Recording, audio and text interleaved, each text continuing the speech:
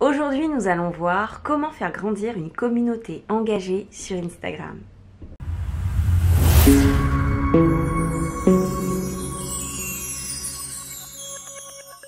Salut, je m'appelle Jenny, bienvenue sur ma chaîne YouTube destinée aux coachs, entrepreneurs et créateurs de contenu. Tu y trouveras des astuces et conseils pour utiliser Instagram, créer du contenu, vendre en ligne tout simplement. Bref, bienvenue. Si tu n'es pas encore abonné, je t'invite à cliquer sur s'abonner. Je crois que c'est là, cliquer sur s'abonner.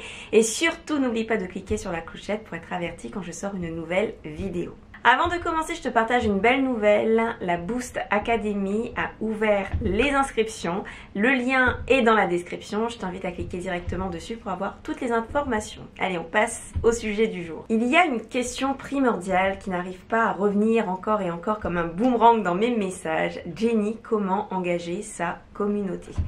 Et ça, c'est vraiment primordial, surtout si on veut se détacher un peu de l'algorithme et ne pas être esclave, mine de rien, de la création de contenu ou de ses réseaux sociaux.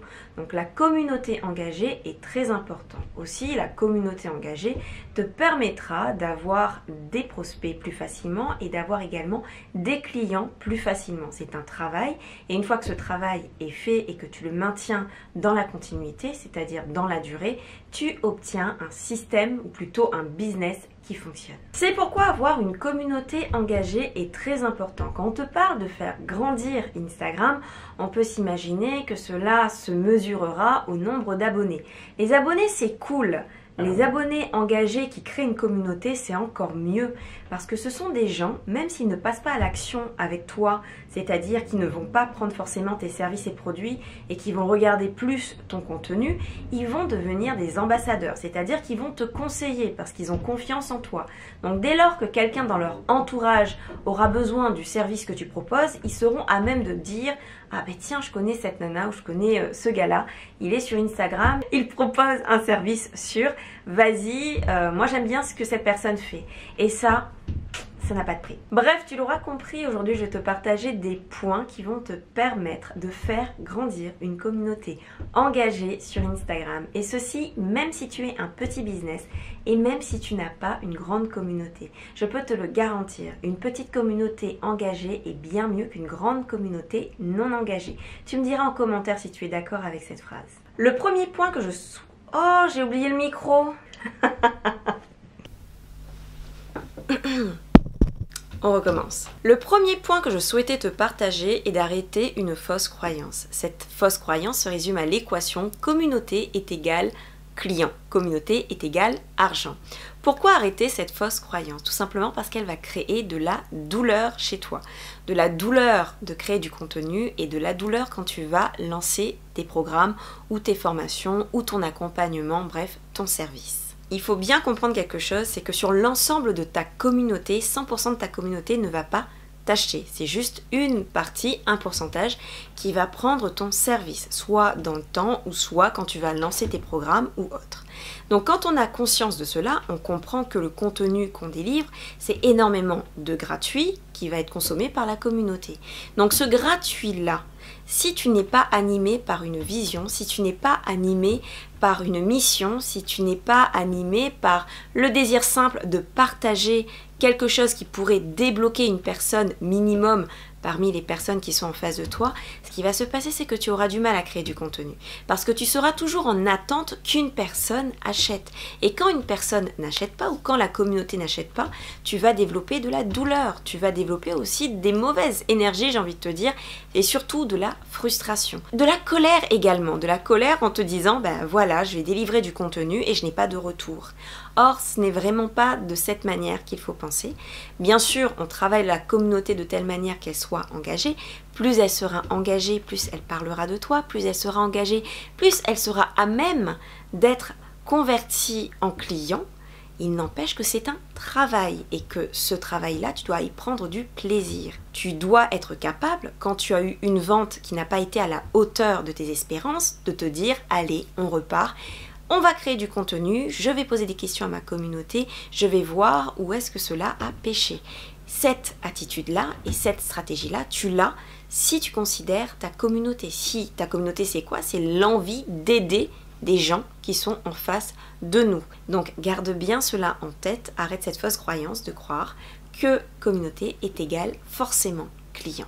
Le point numéro 2 d'une communauté engagée est de connaître son audience. Alors cela va au-delà de ce sont des femmes, ce sont des hommes, ce sont des mamans entrepreneurs, ce sont des femmes entrepreneurs. Ça va au-delà de cela. C'est l'état d'esprit dont je parle. Connaître l'état d'esprit de ton audience. Je vais te prendre un exemple pour mieux comprendre. Septembre est la période généralement où tombent les impôts. Et toi, en fonction de ton audience et en fonction du produit que tu vas vendre, est-ce que le fait que ton audience doit payer ses impôts en septembre va jouer dans la balance, sur la balance aussi, mais dans la balance. C'est-à-dire que est-ce que ton audience, elle va penser j'ai les impôts à payer, ce n'est pas le moment de dépenser, ou elle va se dire au contraire, même s'il y a les impôts, ça va, c'est ok, je préfère investir sur moi-même d'abord parce que c'est moi qui compte en premier. Et cela peut également influencer ton contenu, c'est-à-dire qu'en septembre, tu peux mettre un peu plus l'accent sur l'intérêt d'investir. Ou sinon, en fonction de ton produit, l'intérêt d'avoir ton produit et que cela est primordial en fonction de ce que tu sais sur ton audience. Donc c'est ça vraiment l'état d'esprit de ton audience. Aujourd'hui, peu importe le moment où tu regardes cette vidéo, quel est l'état d'esprit de ton audience si tu veux vendre un produit aujourd'hui? Qu'est-ce qui se passe dans sa tête? Quelles sont les peurs, les craintes? Quels sont ses freins? Qu'est-ce qui s'est passé ce mois-ci? Qu'est-ce qui fait que, ou au contraire, ton audience a une entreprise, ton audience sait que 2022, parce qu'en décembre c'est égal 2022, donc 2022 approche, elle fait le point, elle n'a pas eu les résultats escomptés, elle a vu où cela pouvait pêcher et en 2022, elle veut un plan d'action concret à mettre en place pour cartonner. Dans ce cas, tu cliques sur le lien dans la description pour la Boost Academy, sache-le. Mais ce que je veux surtout te faire comprendre, c'est que connaître l'état d'esprit de ton audience te permet d'ajuster ton contenu, te permet d'ajuster ce que tu proposes et te permet surtout à travers ton contenu et tes services d'engager ta communauté. Donc, connais l'état d'esprit de ton audience. Une fois que tu connaîtras ton audience, on arrive au point numéro 3, à savoir une stratégie de contenu. Alors là, tu dois te demander, Jenny, c'est quoi le rapport entre une stratégie de contenu et une audience engagée ? Le contenu en lui-même, c'est-à-dire quel est ce contenu qui va faire interagir ton audience. La stratégie de contenu est plus que primordiale parce que tu dois savoir quels sont les sujets qui vont te permettre de toucher ton audience et aussi quel type de contenu consomme ton audience. Quand je dis type, c'est plutôt vidéo, plutôt photo, plutôt écriture, plutôt audio. Et plus tu le sauras et plus tu sauras tout simplement créer du contenu qui soit engageant, qui va faire interagir. Et c'est ça la magie de la stratégie de contenu. D'ailleurs, si tu veux approfondir ce sujet, je t'invite à aller voir la masterclass qui se situe en lien dans la description. Le point numéro 3, bien comprendre les piliers Instagram. Pour cela, je vais me mettre sur le côté. Au moins, tu verras les ateliers, n'est-ce pas? Le premier pilier, les Reels. Aujourd'hui, on n'y échappe pas. Je tiens à préciser qu'il n'y a pas d'ordre forcément dans les piliers. Je les ai juste énumérés, tout simplement. Aussi, si tu veux savoir comment créer des Reels, je t'invite à aller voir cette vidéo. Donc, on revient sur les Reels. À quoi servent les Reels? Les Reels te permettent d'atteindre une nouvelle audience. Une nouvelle audience qui, si tu as une bio bien cadré et bien écrit, si tu as un contenu qui correspond au service ou au problème plutôt que cherche à résoudre cette nouvelle audience, elle va se transformer en communauté engagée. C'est-à-dire qu'elle va d'abord s'abonner, ce qui montre quand même qu'on s'engage à quelque chose, et après, en fonction de tes actions bien entendu, elle va devenir de plus en plus engagée puisqu'elle est de plus en plus intéressée par ce que tu proposes. Donc les Reels, c'est vraiment pour obtenir une nouvelle audience et le travail qui se fait après dépend de toi. Dès lors que tu sais ça, tu vas te poser les bonnes questions pour créer le contenu type Reels. C'est-à-dire, est-ce que tu fais des Reels où tu vas danser, où tu vas donner des informations, où tu vas faire des transitions, etc. etc. À titre d'exemple, personnellement, les Reels qui fonctionnent le mieux, et ce même si j'aime bien danser, ce sont les Reels où je suis assise et je vais donner des informations, je vais donner des conseils, je vais donner des astuces qui vont leur permettre de juste se débloquer sur un des aspects qu'ils sont en train de vivre, on va dire, actuellement dans leur business. Et ça, ce sont vraiment les Reels qui fonctionnent chez moi. Donc, je peux tester d'autres Reels pour voir s'il n'y a pas une autre tendance. Toutefois, je garde en tête que les Reels qui me permettent de vraiment me connecter à une nouvelle audience, ce sont tout simplement les tips. Je pense que ce n'est pas pour rien que je m'appelle Jenny Business Tips. Deuxième pilier, les stories. Les stories, c'est vraiment le lieu d'entraînement, j'ai envie de te dire, ou plutôt le lieu qui va te permettre d'être engagé à ta communauté. Si aujourd'hui tu postes une story et que tu vois qu'il n'y a pas eu de réaction ou autre, ça veut dire que le contenu posté n'est pas le bon, tout simplement. Il n'y a pas à se taper ou à se dire je n'arrive pas à engager, c'est juste ok, je retiens que le contenu que j'ai posté aujourd'hui, ce n'est pas le bon. Ok, je retiens que poster une story dans la journée, ce n'est pas la bonne astuce ou c'est pas la bonne technique. Bref, il n'y a que des leçons à retenir. Et c'est vraiment un terrain de jeu formidable puisque tout ce que tu mets de toute façon disparaît au bout de 24 heures. Mais c'est surtout un terrain énorme pour poser des questions, pour faire des quiz, pour demander à ton audience si elle a des questions à te poser. Je ne te cache pas que quand j'ai commencé, quand je demandais posez-moi une question, il y avait des criquets derrière moi, puissance 10. Pourquoi? Parce que mon audience n'a peut-être pas une question à me poser. Par contre, mon audience a beaucoup de questions par rapport à sa réalité à me poser. Si je vais lui demander, pose-moi la question qui te turlupine ou qu'est-ce qui te turlupine en ce moment dans ton business, bizarrement, j'aurai beaucoup plus de réponses parce qu'ils veulent absolument résoudre un problème qu'ils sont en train de vivre. Donc ça dépend vraiment de la manière dont tu vas poser ta question ou de la question posée. Maintenant, à titre d'exemple, moi, j'ai deux comptes, jenny.leonie, où je partage un peu ma sphère privée, on va dire, ma passion, qui est la cuisine, et également Jenny Business Tips. Et je peux te garantir que mes stories sont très engagées. Sur Jenny Leonie, il y a eu un moment de flottement où je n'arrivais pas à engager ma communauté, je ne comprenais pas. J'avais même 50 vues et donc je m'étais dit que peut-être j'étais shadowbannée, n'est-ce pas? Il n'empêche que je me suis posé la question, mais qu'est-ce qui ne va pas? Et en fait, ta communauté déjà, elle doit correspondre à toi, tu es ton premier client, donc tu es la première adhérente de ta communauté. Moi par exemple, je suis vraiment intéressée par tout ce qui dit recettes. Et qu'est-ce qui se passait sur mon réseau? Je partageais que des astuces sur le sans sucre, le sans sucre, le sans sucre, le sans sucre. Même si c'est ma ligne de conduite, je n'arrêtais pas d'avoir ce mode régime un peu, ce mode où on va développer une autraxie, je crois que ça se dit, c'est-à-dire cette manière d'être à cran sur la nourriture. Et ça n'a pas matché, ça n'a vraiment pas matché. Je me suis assise et à un moment donné, j'ai posé une question. Qu'est-ce qui vous plaît dans mon contenu story ou dans mon contenu tout court? Est-ce que ce sont les recettes? Est-ce que ce sont les conseils? Est-ce que ce sont le lifestyle? Qu'est-ce qui vous plaît en fait? Et je crois que j'ai eu beaucoup de réponses. En fait, le chiffre auquel je pense, c'est 91 sur je ne sais trop combien, mais c'était quand même énorme. Mais il y a eu quand même beaucoup de monde qui avait dit recettes. Une grande majorité qui avait dit recettes. Et là, je me suis dit, ok, c'est sûr que s'ils veulent des recettes et que toi, tu es en train de poster des conseils type magazine santé, ça va pas matcher. Donc, j'ai mis de côté ces conseils. J'ai développé le côté épicurien et qu'est-ce qui s'est passé? J'ai une visibilité d'enfer. J'ai plus de 1000 personnes qui passent sur ma story actuellement. Et cette stratégie-là, j'ai réalisé la même chose sur Jenny Business Tips. Je pose énormément de questions. Je ne te cache pas qu'il y a des questions qui restent vides, c'est-à-dire qu'il n'y a pas forcément d'engagement dans ces questions. Et cela est une très bonne nouvelle. Ça m'indique juste que la question posée n'est pas la bonne question. Dès lors que je demande qu'est-ce que tu aimes sur mon compte, quelle information aimerais-tu avoir, qu'est-ce que tu aimerais que j'approfondisse, il y a de l'engagement. Parce que les gens veulent que tu les aides. Et plus tu aideras ta communauté, et plus les clients viendront à toi. Parce que tu vas approfondir, tu vas t'expertiser dans le problème que tu es en train de résoudre.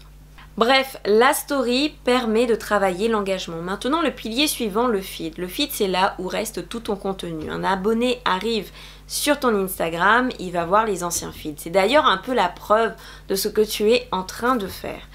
Il y a une bonne nouvelle, c'est qu'il n'y a pas de bon ou de mauvais feed. C'est-à-dire que tu peux décider d'avoir un feed esthétique qui suit une certaine trame et le respecter, il n'y a aucun souci. Et tu peux également te détacher de ce type de feed.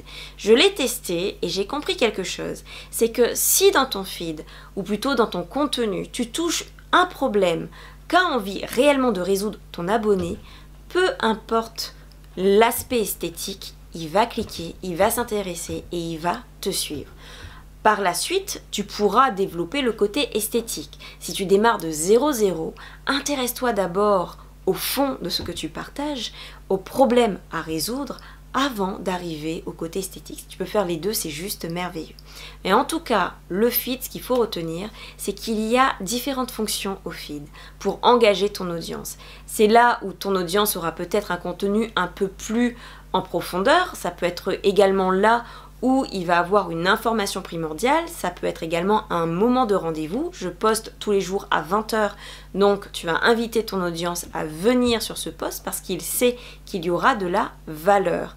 Et dès lors qu'il sait qu'il y aura de la valeur, il va tout simplement venir au rendez-vous. Et quand tu ne te postes pas, oui, quand tu ne postes pas, il va même te demander où es-tu passé, tout simplement. Mais en tout cas, même si aujourd'hui on a tendance à plus regarder la story, ne néglige pas le feed. Le feed est vraiment là pour alimenter, pour également montrer aux nouveaux abonnés là où tu es en train de t'expertiser. Le pilier suivant, à savoir la vidéo qui te permet de te connecter à ton audience directement. Alors la vidéo, tu as IGTV et IGTV c'est soit en live ou soit en préparant une vidéo en avance. Moi personnellement, j'utilise de moins en moins IGTV. Si vous voyez du contenu sur IGTV, c'est généralement que des lives que j'ai réalisés. Et j'ai constaté quelque chose avec les lives, c'est qu'ils te permettent d'avoir une audience nouvelle qui arrive sur ton contenu live, qui va te poser des questions et qui va juste après soit te dire je suis intéressé par tes services directement, donc il y a une conversion directe, ou soit te dire je suis intéressé par ce que tu proposes, je te découvre actuellement. Ce qui m'a laissé penser que l'algorithme pousse les lives. C'est pourquoi il faut faire des lives sur Instagram. Alors si tu n'as pas d'idée de contenu, tu peux aller voir des vidéos que j'ai déjà réalisées qui peuvent déjà te donner des idées de contenu que tu peux transférer dans les lives. Là où j'attire ton attention, c'est que en faisant des lives, tu peux toucher plus facilement une communauté qui n'est pas, ou plutôt des abonnés qui ne sont pas ou qui ne font pas partie de ta communauté. Et c'est très intéressant parce que le live, dès qu'ils arrivent, ils ont un lien direct avec toi, une connexion directe avec toi. C'est-à-dire soit tu leur plais, soit tu leur plais pas. Si tu leur plais, ils vont écouter. Alors quand je dis leur plais, c'est-à-dire que tu arrives dans un live, tu regardes le sujet, tu vois si ça t'intéresse, tu écoutes la personne et en fonction de comment la personne parle, quelle information donne cette personne, tu vas te connecter ou pas à cette personne. Tu vas te dire, tiens, c'est bien intéressant et j'ai envie de suivre cette personne. Et là, le lien, il est encore plus fort puisque elle t'a vu interagir, elle t'a vu répondre à ses questions, elle a vu comment tu étais en live directement. Donc les lives, c'est vraiment un point fort pour pouvoir engager une communauté. Un autre exemple que je peux te donner, quand je fais des lives, il m'arrive de faire des lives que j'appelle des lives à vide, c'est-à-dire des sessions questions-réponses. Et plus que des sessions questions-réponses, c'est une réelle, oui, véritable chance d'être coaché, j'ai envie de dire plus d'avoir un consulting de ma part. C'est-à-dire que voilà, si quelqu'un veut qu'on parle de son business, qu'il demande une invitation à être en live avec moi et on va parler de son business. Et ça, c'est très fort parce que les gens, ils viennent, ils savent que on peut avoir une chance d'avoir cette consultation, cet accompagnement-là, même si c'est pour 1 heure. Et les autres bénéficient et voient comment tu réalises tout simplement tes services en direct live. Pour résumer, comment faire grandir sa communauté engagée sur Instagram, je t'invite à considérer les étapes qui t'ont été partagées. Maintenant, tu as 2 choix. Tu peux le faire toute seule et tu y arriveras, ne t'inquiète pas, ou tu peux vouloir un coup d'accélérateur, vouloir également un plan d'action concret qui te dise quoi faire exactement.